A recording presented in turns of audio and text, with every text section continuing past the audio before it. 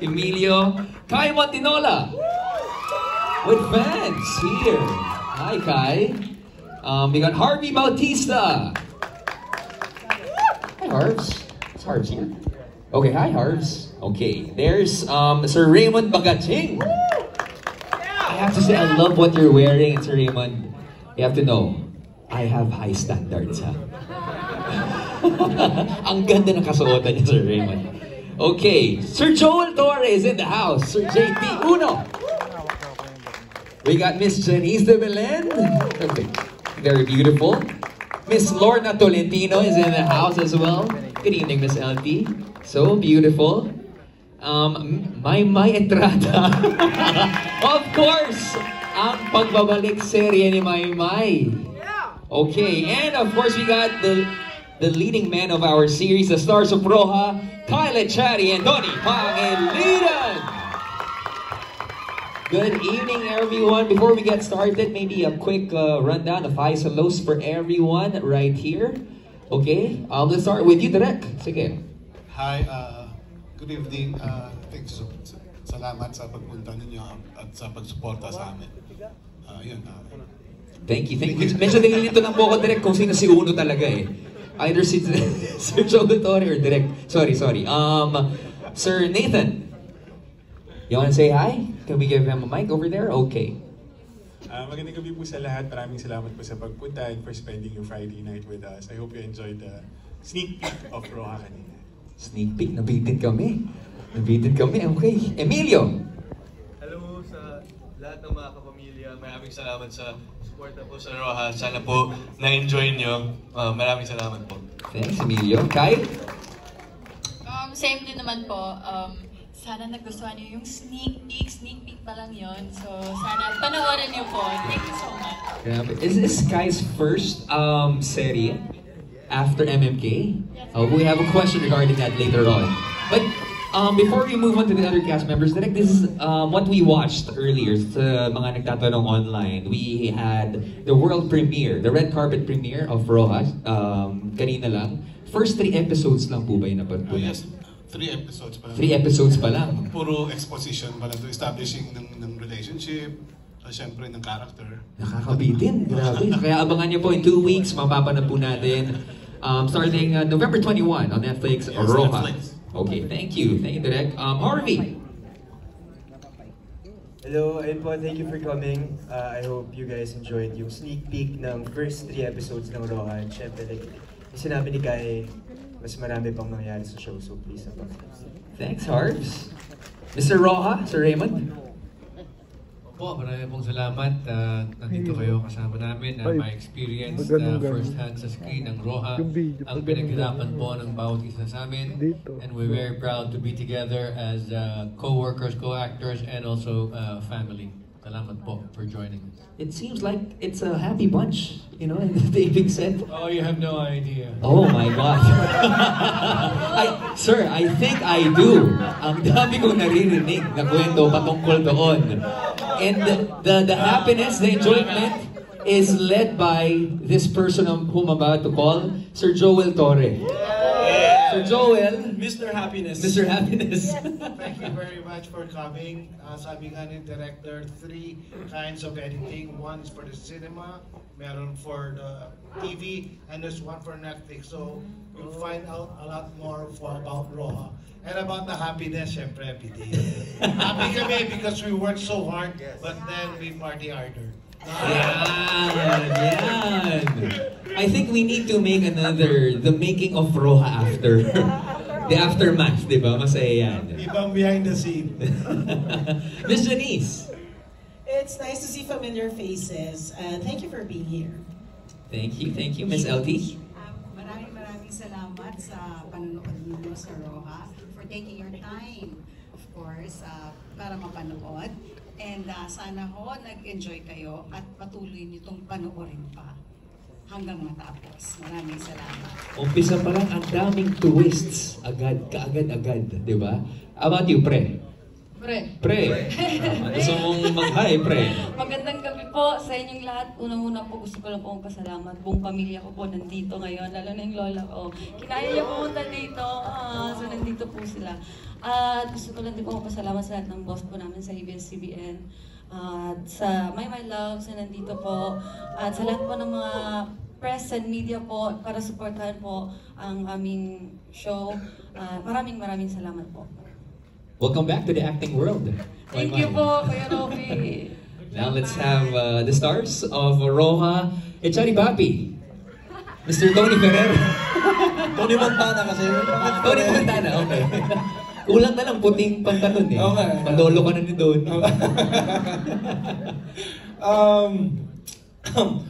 Good evening po sa inyo lahat. Maraming salamat po sa lahat ng pumunta. Matanong ko lang po, ako lang po ba nabitin dito sa napanood natin? Nabitin? Lahat! Yes, marami pa po kayong aabangan.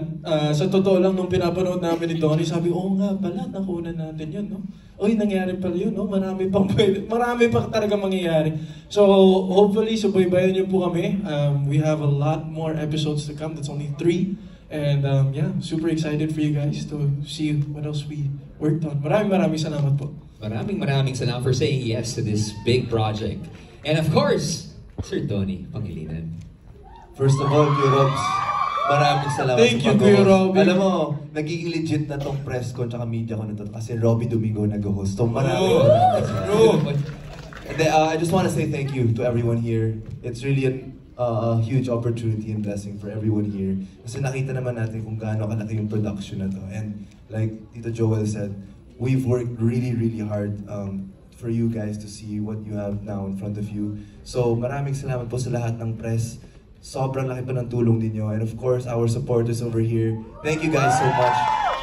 You know, at the end of the day, it's also about our audience, right? So, narinig namin nag-enjoy kayo, malaking tulong po para sa amin yun. And yeah, I'm just so excited to see more of what Roja has to offer. Honestly, this is the first time we've all watched it together. And I really am glad that we got to cherish this moment. And sobrang excited din ako na makita yung next episodes. More moments to cherish for sure. Lalong-lalo ninaabangan natin na mga behind the scenes. Care of Sir Joel Gore. Pero, now, we would love to get to know some of the details that have been the making of Roja. And our friends from the media have passed their questions to you guys. And we shall start off with the question and answer. Parang beauty pageant. Okay, Sir Alan Sancon from Stars Photog. I think he's here. Hi, Kuya Alan. He has a question for Donnie and Kyle, and his question goes, how do you prepare for your action scenes here? So far, ano ba yung pinakamatinding challenges you encounter doing this action teleserye? How do we prepare? Well, una sa lahat, I just want to say thank you, of course. We keep saying thank you again, but to Coach Erwin Tane, napagaling niya. He's really an actor's coach. He really helped us out throughout this whole process. We didn't have as much time as we wanted pagdating sa training, pero masaya kami dahil tinulungan niya kami. He was there throughout the whole process.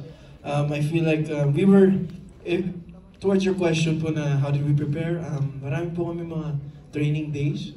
We had a lot of training and it didn't stop just sa studio niya. It also happened on set. May mga rest days po kami pero kailangan pa rin mag-training sa mga araw na yun. And I think more than anything, it was really ang pinaka-importante para sa amin was to mentally and physically prepare ourselves for this whole challenge, which was Roja. So aside from the martial arts, yung jiu-jitsu na training, tsaka our knees, or yung holding of a gun and how to fire it, one of the most challenging things for me was really the endurance and being sure that I was ready to go through those scenes over and over again kasi ilang takes yan, ilang angulo. First time ko gawin din to eh.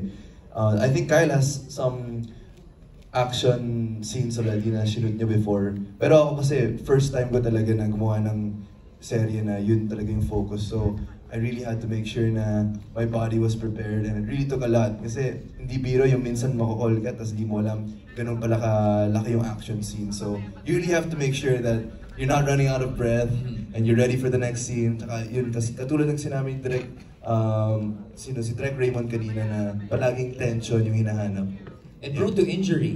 Prone to injury. Marami rin kaming naging maliliit na battle scars dito in a good way. Kasi part talaga ng characters namin. Yeah, just for the audiences to know, no? Direct, wala pong stunt double dito.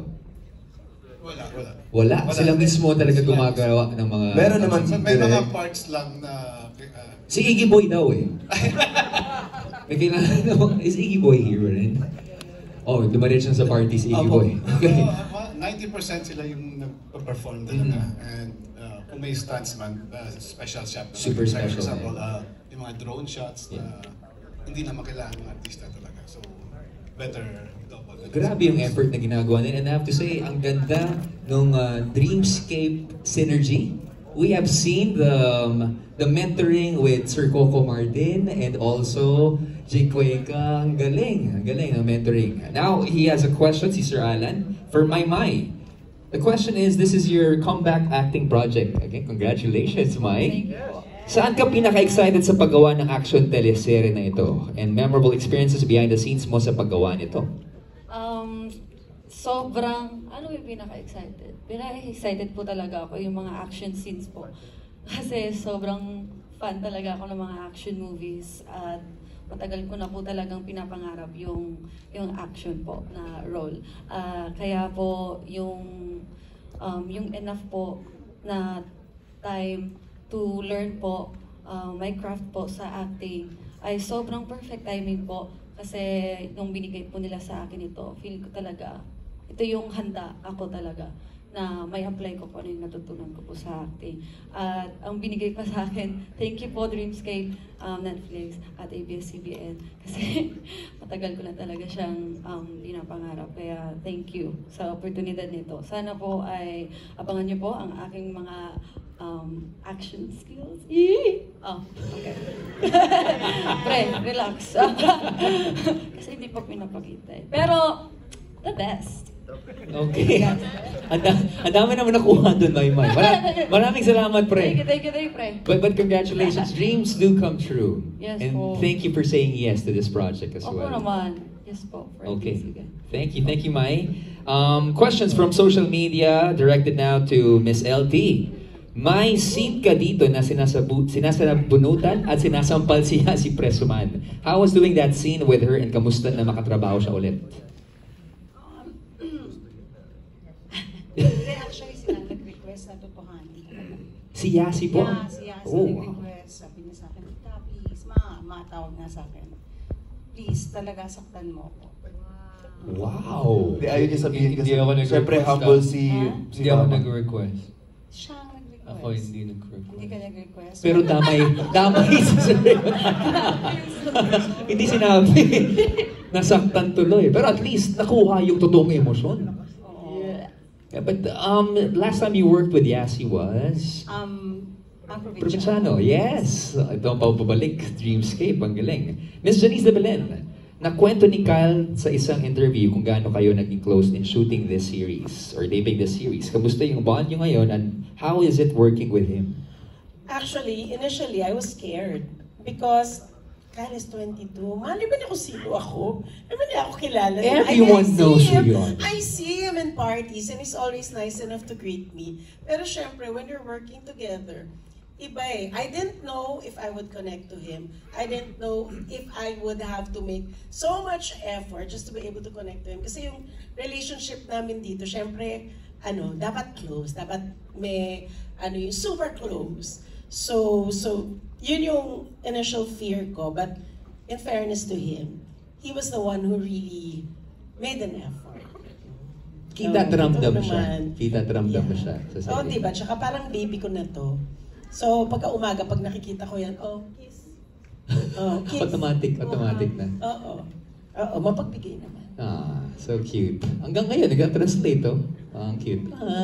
Baby, Jibi. Thank you for answering that question, Ms. Janice. Jay of Certified Kapamilya asks Sir Joel Torre, muli niyo pong makakatrabaho si Kyle Echari sa isang teleserye. Sa Kapamilya React ay na-share po niya yung experience niya working with you with a crying scene. Ito ang sinabi ni Kyle. And I quote, grabe naman tong question na to.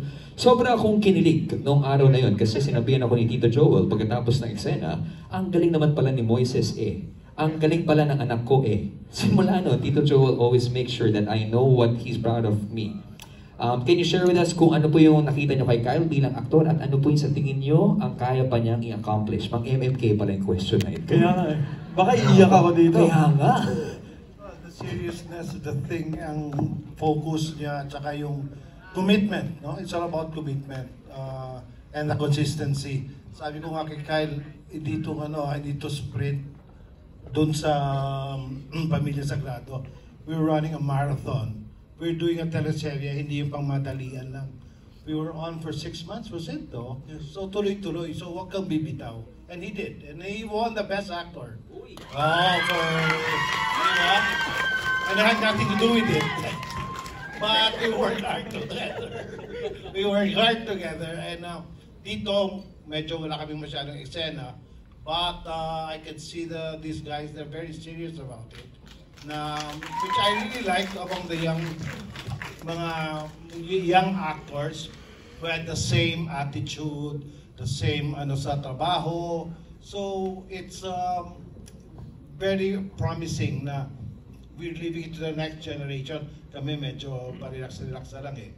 I thought mag-relax nga ako dito sa Roa kasi akala ko nasa lang kami sa resort, sa beach, tatay, wala may PTSD ako. So trabaho talaga. But we love our job and so do they. So yun ang pinaka-importante sa akin. Mahalin mo trabaho mo, sabi nga ni Vic Sanayan, mahalin mo trabaho mo, Joel, love your work and your work will love you back. And it translates on screen. Thank you. Thank you. Everyone's professional. Kyle, you wanna say something?